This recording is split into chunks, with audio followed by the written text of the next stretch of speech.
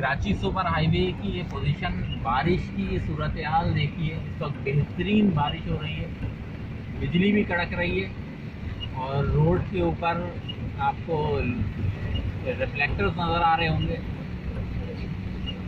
हम लोग आप देखें, बेहतरीन बारिश।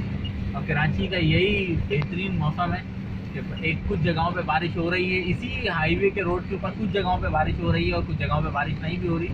अभी दुआ रेस्टोरेंट के पास का एरिया, और अभी हम कबाब जी के पास से क्रॉस कर रहे थे तो वहाँ पे बारिश बहुत हल्की थी।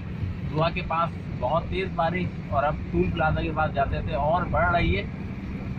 हैदराबाद से ये तूफ़ानी हवाओं का सिलसिला और बारिशों का सिलसिला शुरू हुआ है।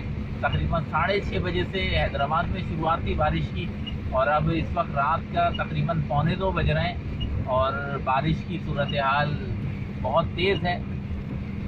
गाड़ियाँ दूर दूर तक, गाड़ियों का नामो निशान नहीं है।